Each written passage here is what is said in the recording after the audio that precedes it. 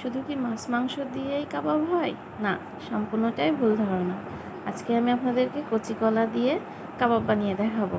আসসালামু আলাইকুম, সবাইকে আমার চ্যানেলে স্বাগতম। আজকে আমি বানাবো কচি কলা দিয়ে কাবাব। কাবাবটা বানানোর জন্য আমি কলাটা টুকরো টুকরো করে কেটে নিয়েছি, সাথে আলু দিয়ে সিদ্ধ করে নিয়েছি।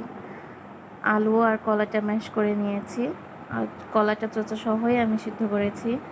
এখানে আদা রসুন বাটা দিয়ে দেব, ধনিয়া পাতা কুচি, সাথে দিয়েছি একটু লেবুর চোচা গ্রেট করে, সাথে পেঁয়াজ কুচি দিয়ে দেব, কাঁচামরিচ কুচি দিয়ে দেব, গোলমরিচের গুঁড়া দেব, শুকনো মরিচের গুঁড়া দেব, আর ভাজা জিরা, ভাজা গরম মশলা গুঁড়া করে দিয়ে দেব। এখানে আমি আগে থেকে বেরেস্তা বানিয়ে রেখেছিলাম, সেই বেরেস্তাটুকু দিয়ে দেব ব্রেড ক্রাম। এখন দেব বেসনের গুঁড়াটা দিয়ে আমি ভালোভাবে মেখে নেব। ভালোভাবে মাখতে হবে যাতে সব মশলা একসাথে মিশে যায়।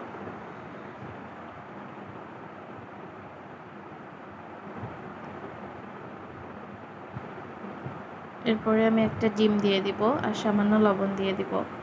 লবণ আর ডিমটা দিয়ে আরও ভালোভাবে মেখে নিতে হবে। আমার মাখা হয়ে গিয়েছে। আমি হাতে সামান্য পরিমাণ তেল নিয়ে এখন কাবাবের শেপ দিব। এটা বানিয়ে খেয়ে দেখবেন, এটা খাইতে যে এত স্বাদ, মাছ মাংসের কাবাবও হার মানবে এর কাছে। আমি এভাবে সবগুলো শেপ দিয়ে নেব।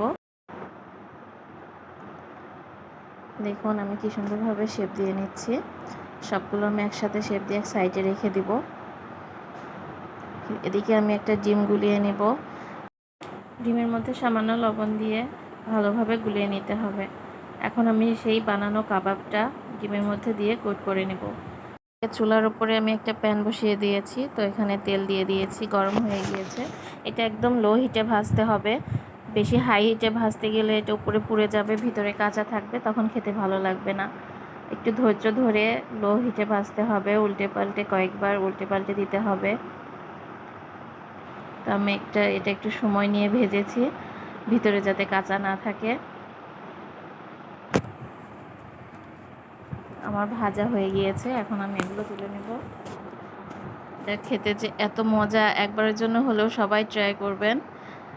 আমার ভিডিওতে সবাই লাইক কমেন্ট শেয়ার করবেন, প্লিজ প্লিজ প্লিজ সবাই আমার পাশে থাকবেন। আমার কাবাব বানানো হয়ে গিয়েছে, দেখেন কত সুন্দর লাগছে দেখতে। যেমন দেখতে সুন্দর তেমন খাইতেও সুন্দর। আজকে পর্যন্তই, আল্লাহ হাফেজ।